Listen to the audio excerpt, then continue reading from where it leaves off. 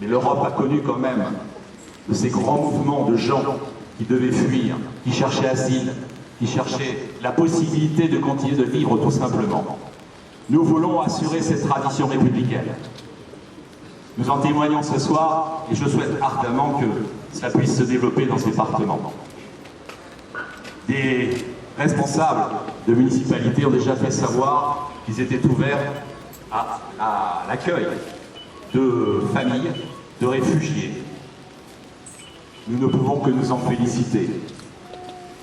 Mais nous pensons que ce mouvement doit s'accroître.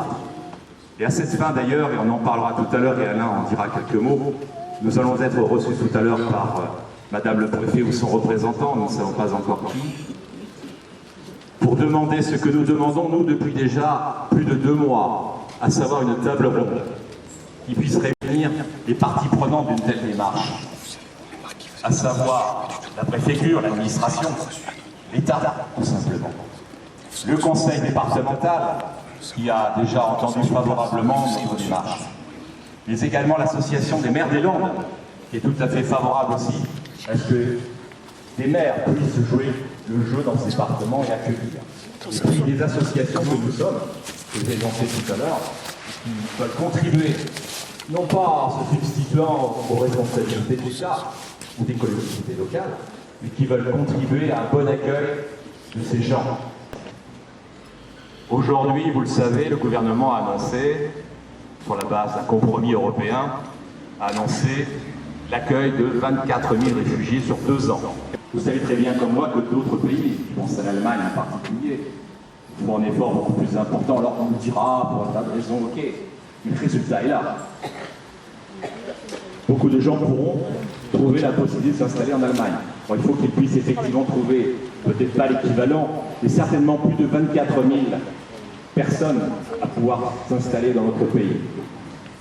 Donc ce sera aussi l'autre motivation qui fait que ce soir, votre présence témoignera de ce désir d'ouvrir davantage nos frontières, d'ouvrir davantage nos communes, nos territoires, pour que les gens puissent effectivement construire, provisoirement, définitivement, nous n'en savons rien, une nouvelle vie pour eux et leur famille.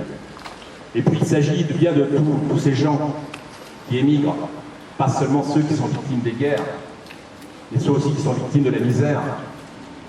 Alors, il y a quelques semaines, on parlait beaucoup de la traversée de la Méditerranée, souvenez-vous. De toutes ces victimes, on parle moins aujourd'hui. Et pourtant, c'est tous les jours que ça se fait. Des milliers d'hommes, de femmes, d'enfants, de vieillards meurent noyés dans la Méditerranée. Nous l'avons dénoncé ici même il y a quelque temps. Et ça se poursuit. Est-ce que nous allons rester insensibles aussi au sort de ces populations ? Sachant quelle est la responsabilité, à un moment donné, historiquement et politiquement, de nos pays, dans cette situation générale, en Afrique et au Proche-Orient, nous disons non. Il nous faut accueillir, être capable de le faire. Votre présence témoignera de ce désir d'ouvrir davantage nos frontières, d'ouvrir davantage nos communes, nos territoires, pour que les gens puissent effectivement construire, provisoirement, définitivement, nous n'en savons rien, une nouvelle vie pour eux et leur famille. Et puis il s'agit bien de tous ces gens qui émigrent, pas seulement ceux qui sont victimes des guerres, mais ceux aussi qui sont victimes de la misère.